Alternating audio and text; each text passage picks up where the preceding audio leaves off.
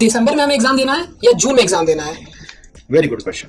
तो देखिए अगेन इसका जवाब तभी मिलेगा आपको जब आप ये पहले फिगर आउट करेंगे कि आपको ग्रुप 1 देना है, अगर ग्रुप बाई ग्रुप देना है तो, या बोथ ग्रुप देंगे। ये मिस्टेक बिल्कुल ना करें कि आप पहले ग्रुप 2 देंगे फिर ग्रुप 1 देंगे, पूरा उल्टा पुल्टा ना है। मैं सब नहीं करना है, पहले ग्रुप 1 देना है या फिर सीधा दोनों ग्रुप देना है, यही स्ट्रेटेजी है, सिंपल। अब ग्रुप 1 जो सब्जेक्ट है उसमें पर सब्जेक्ट 200 आवर्स मिनिमम आपको कोचिंग लेनी पड़ती है। सिर्फ कोचिंग से नहीं होता, उसके रिवीजन भी करने पड़ते हैं, उसकी प्रैक्टिस भी करनी पड़ती है। That takes around another 150 hours. और ये एकदम बेयर मिनिमम हमारा इतने साल का जो स्टडी है वो बताता है कि इतना तो पढ़ना ही पड़ता है एक सब्जेक्ट को। अगर कोई स्टूडेंट किसी सब्जेक्ट को अपने से पढ़ता है तो उसका ये आवर्स और ज्यादा हो सकता है, कम नहीं होता है। क्योंकि अगर वो इससे कम पढ़ा है तो कहीं ना कहीं वो सिलेक्टिव स्टडी किया है, वो एग्जाम में जाके बोल्ड हो जाएगा। उसको इंस्टीट्यूट को पता है कि कौन सा क्वेश्चन कैसे पूछना है, जो सेल्फ स्टडी से कई बार उतना डेप्थ में समझ में ही नहीं आता। तो अगर मैं मानता हूँ कि चलो सेल्फ स्टडी से भी कोई बच्चा पढ़ रहा है तो भी कम से कम 350 आवर्स तो पढ़ना ही पड़ेगा। क्लास लेके 350 है तो सेल्फ स्टडी से भी 350 है। yes, तो उस 350 आवर्स से अगर हम इंटू 4 करते हैं तो कितना आवर्स हो गया? 1400 आवर्स। 1400 आवर्स पढ़ना है। अब अगर कोई स्टूडेंट है जो दिन में अज्यूम करते हैं कि 8 घंटा इफेक्टिवली पढ़ सकता है, हम बात करें इफेक्टिव स्टडीज की, ये नहीं कि बस किताब खोल के बैठा हुआ। किताब खोल के तो हो सकता है वो 12 घंटा बैठेगा तब जाके 8 घंटा पढ़ेगा। ये बीच बीच में कहीं कुछ काम आएगा, कोई फोन आएगा, मन नहीं करेगा, ब्रेक लेगा, व्हाटएवर वे। तो 8 आवर की इफेक्टिव स्टडी अगर दिन में करता है तो कोई 10 घंटे का बैठकर 8 घंटे का स्टडी करेगा, कोई 12 घंटा बैठ करते, कोई फुल टाइम स्टूडेंट ही है और 8 घंटा दिन का पढ़ रहा है। तो 1400 बाई 8 करो आप, 175 के अप्रॉक्स होगा कुछ। 175 डेज आ गया अप्रॉक्स, है ना? 175 इंटू 8 करके 200 इंटू 8 1600 हो जाता है। तो अप्रॉक्स 175 डेज, ठीक है, यानी 6 मंथ्स हो गया ऑन एन एवरेज। तो अगर किसी का रिजल्ट जून में आया है तो 180 डेज ऑन एन एवरेज उसको प्रिपरेशन करने के लिए ग्रुप 1 का लगेगा। तो अगर वो थोड़ा और मेहनती है, 8 को 10 कर सकता है तो 140 डेज में भी हो जाएगा। But it is very difficult because आप मशीन नहीं हो ना। हर दिन आप कैसे 10 घंटा 140 दिन तक पढ़ सकते हो? कभी तबीयत खराब होगा, कभी घर में कुछ होगा, कभी ऑफिस में कुछ होगा, कुछ ना कुछ तो होगा ही, या कभी सब कुछ ठीक है तो भी मूड नहीं होगा। तो आप लगातार 140 डेज या 150 डेज या 180 डेज पढ़ ही नहीं सकते हो। अगर आप पढ़ सकते हो तो भाई हम लोगों को उन बच्चों से मिलना चाहिए, उनको अवार्ड देना चाहिए, उनको अलग से सितारा ऑफ सीएमए फ्रेटर्निटी बोलकर बुलाना चाहिए। ऐसा तो हमने इतने सालों में ही नहीं देखा।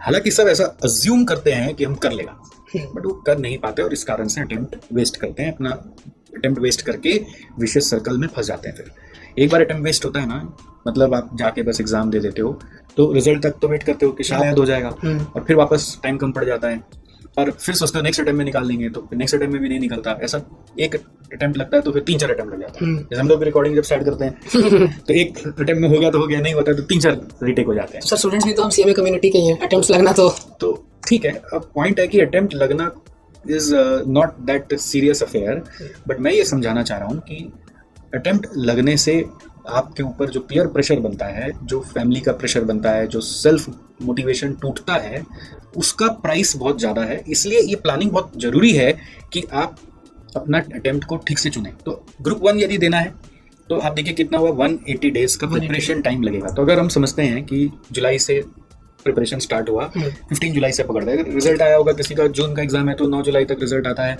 तो 15 जुलाई से फास्टेस्ट कोई प्रिपरेशन स्टार्ट कर रहा है, अज्यूम करते हैं कि फुल फ्लेजेड लग गया, तो भी आप देखिए 6 मंथ्स मतलब कब तक खत्म होगा? वो 15 जनवरी हो जाएगा। तो अगर वो स्टूडेंट सोच रहा है मुझे दिसंबर में एग्जाम देना है तो डेफिनेटली उसको फिर दिन का कितना घंटा करके पढ़ना पड़ेगा? 10 घंटे से भी ज़्यादा। तो 10 घंटा इफेक्टिव स्टडी अगर वो कर लिया तो फिर उसको कितना समय लगेगा आप इमेजिन करो। तो 140 दिन में हो जाएगा, यानी 5 महीने में हो जाएगा। तो अगस्त, सितंबर, अक्टूबर, नवंबर, तो भी दिसंबर 15 तक आ गया, जबकि exam first week of December से है। तो उसके लिए भी वो प्रेशर रहेगा। तो आप ये अंदाजा लगा सकते हो कि अगर कोई खाली ग्रुप 1 भी दे रहा है तो भी उसके लिए जून के बाद दिसंबर इमीडिएट अटेम्प्ट जो होता है वो वायबल ही नहीं है, नॉट पॉसिबल, राइट? हाँ, अब इसके चक्कर में कुछ बच्चे बोलेंगे हमने देखा आवर्स जो है वो ग्रुप 2 का कम है एग्जाम्पल के लिए, तो वो पहले इसलिए इस चक्कर में ग्रुप 2 उठा लेते हैं। तो आवर्स के चक्कर में उठा लिया लेकिन कंसेप्ट नहीं बनता, फिर तो ग्रुप 2 का पेपर फिर क्लियर नहीं होता, भले सिलेबस कंप्लीट हो जाए तो वैसे मार हो जाती है। तो अल्टीमेटली जून के बाद जो दिसंबर होता है, या दिसंबर में कोई एग्जाम दिया और सीधा सोचते हैं कि जून में दे दें, या दिसंबर में एडमिशन लिया सीधा सोचा कि जून में दे दें, जुलाई में एडमिशन लिया सोचा कि दिसंबर में दे दें, तो that becomes very difficult in intermediate. अगर कोई पास होना चाहता है रियल महीने में तो देना क्या तो ग्रुप 1 है या तो बोथ ग्रुप है। अगर सिर्फ ग्रुप 1 देना है तो आपको एक अटेम्प्ट छोड़ के नेक्स्ट अटेम्प्ट में देना है। तो अब आप रिलैक्स्ड रहोगे, आप ठीक से कंसेप्ट को समझोगे, ब्रेक दे देकर पढ़ोगे तो याद भी होगा, प्रैक्टिस भी करोगे तो कंसेप्ट बिल्ड होगा। और बात सिर्फ एग्जाम पास करने की नहीं है ना, बात है कि सब्जेक्ट का नींव मजबूत करना है, क्योंकि ये सारे सब्जेक्ट जो अपने इंटर में पढ़ते हैं वो सारे के सारे वापस फाइनल में आते हैं, और फाइनल में उसके बेस के बिना फाइनल का पहला दिन ही कुछ नहीं समझ में आएगा, राइट। तो इस पर्पस को अचीव करने के लिए अगर ग्रुप 1 देना है तो जून वाले जो फाउंडेशन पास हैं या जून में जो डायरेक्ट एंट्री से भी इंटर में एडमिशन ले रहे हैं वो पहला अटेम्प्ट कब देंगे? नेक्स्ट अटेम्प्ट को छोड़कर जो आगे वाला अटेम्प्ट नेक्स्ट जून वाले नेक्स्ट जून में, दिसंबर वाले नेक्स्ट दिसंबर में। और जिनको बोथ ग्रुप देना है वो कब देंगे? उनके लिए भी फिर हमें वैसे ही प्लानिंग करनी पड़ेगी। आपने दिया था, मान लीजिए दिसंबर में आपने दिया था तो 1.5 ईयर्स के बाद 1.5 थर्ड अटेम्प्ट, मतलब दिसंबर में आपने फाउंडेशन क्लियर किया तो आपने पूरा ईयर पढ़ा और नेक्स्ट ईयर का भी आधा पढ़ा, तब आप एलिजिबल हुए। और ये एलिजिबल कैसे है? ये एलिजिबल है सिर्फ पढ़ाई के कैपेसिटी के हिसाब से। अब स्टूडेंट्स को ये खुद को समझाने की आवश्यकता है, चाहे आप कितने अच्छे स्टूडेंट हो, आप दिन का 10 घंटा 5 महीने लगातार नहीं कर सकते। अगर आप जॉब भी कर रहे हो, एक एग्जाम्पल देते हैं, बहुत सारे स्टूडेंट्स इंटर में आते हैं जॉब करते करते, तो आपको फर्स्ट टाइम ग्रुप 1 देना होगा और आप देंगे जैसे कि बोथ ग्रुप का प्लानिंग करें उस हिसाब से, यानी कि 1.5 साल बाद आप पहली बार ग्रुप 1 देंगे। बट जो सिर्फ पढ़ रहे हैं वो 1 साल बाद सिर्फ ग्रुप 1 देंगे, राइट।